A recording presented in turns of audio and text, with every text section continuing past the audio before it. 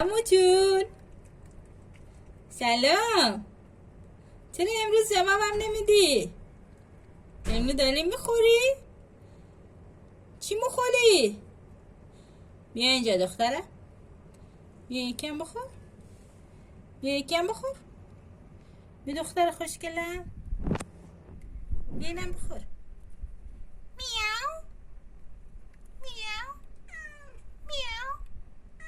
آیشی جان بیا بخور، بیا گوشت رو بخور. رفتم برات گوشت درست کردم. به موچول دخترم گوشت درست کردم. دختری تو پولی من.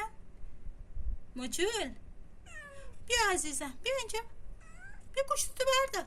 این گوشت برای تو گذاشتم ها. بیا بردار دیگه. چرا نمیای؟ مامان نترس، بیا قلبونت بلم. بیا نهالتو بخور.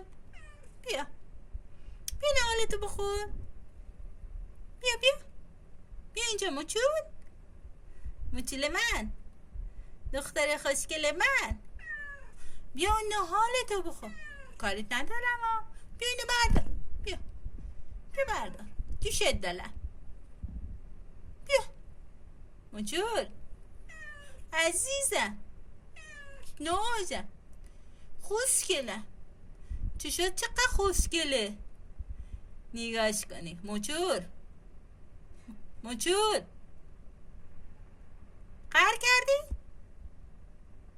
موچولی بیا نازی، بیا دیگه. بیا رفتم برای غذا درست کردم. خب بیا اینو بردار. بیا ماما، بیا بخور. دوشت دلم. بیا دیگه دختر نازم، بیا عزیزم، بیا جان، بیا دخترم، بیا بخور دیگه.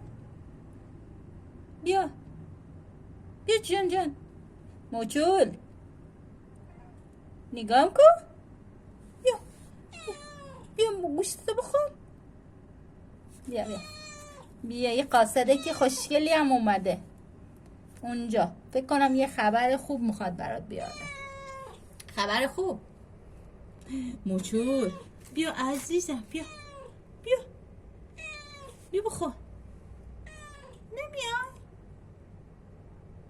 دوست نداری؟ عزیز بیا بخور. بیا چیه؟ چی شده جان؟ نه بیا دوست دارم.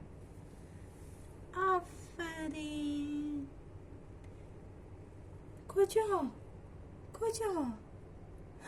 کجا میره؟ بیا بخور، برات نهار درست کردم.